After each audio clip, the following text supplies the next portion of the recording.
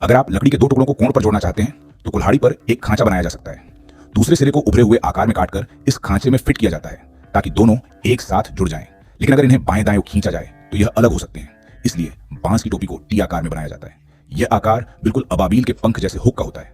जितना कसकर लगाया जाए उतना ही मजबूत होता है। इसे अबाबील की पूंछ वाला बांस कहते हैं। ऐसी संरचना को क्षैतिज रूप से रखा जाता है। फिर इसमें खांचे वाले बैल के सिर जैसी लकड़ी का इस्तेमाल किया जाता है। इस तरह बीम और कुल्हाड़ी एक साथ जुड़ जाते हैं और एक अष्टकोणीय लकड़ी का ढांचा तैयार होता है। इसे नदी के बीच रखा जाए तो यह पुल की नींव के रूप में काम कर सकता है। लेकिन केवल यही संरचना हवा का सामना करने के लिए पर्याप्त मजबूत नहीं होती। इसके लिए 5 छोटे लट्ठों का इस्तेमाल किया जाता है।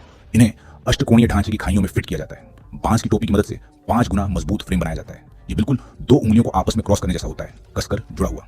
लेकिन जब ढांचे के दोनों किनारों को क्षैतिज दिशा से धकेला जाता है तो यह बाएं दाएं डगमगाने लगता है। तब बुद्धिमानी से बांस को दोनों ओर लगाया जाता है। तिरछे लट्ठे और क्रॉस लट्ठे के बीच का सहारा क्षैतिज बल को धुरी के दबाव में बदल देता है, जिससे ढांचा विकृत नहीं होता। अगर शाखाओं पर मेंढक जैसी आकृति जोड़ी जाए तो पुल की बीम और भी स्थिर हो जाती है। उस पर पुल की तख्तियां बिछाई जाती हैं। फिर 4 खंभे और 9 पुल बनाए जाते हैं। बीम की संरचना को व्यवस्थित किया जाता है। चट्टान के ऊपर हरे टाइलों की दोहरी परत लगाई जाती है ताकि यात्रियों को हवा और बारिश से बचाव मिल सके। पुल के शरीर पर हवा और बारिश से बचाने वाला बोर्ड लगाया जाता है जो लकड़ी की संरचना को नमी और क्षरण से बचाता है। अगर इन बोर्डों पर छोटे छोटे खिड़की जैसे छेद बनाए जाए तो न केवल हवा और बारिश का असर कम होता है बल्कि दूर से देखने या कूदने में भी आसानी होती है। इस तरह लकड़ी के पुल, भेड़िए के पुल और नीले सफेद पुल जैसी अद्भुत रचनाएं जन्म लेती हैं। हर जीवित प्राचीन पुल यांत्रिकी और सौंदर्य का संयुक्त उत्कृष्ट नमूना है।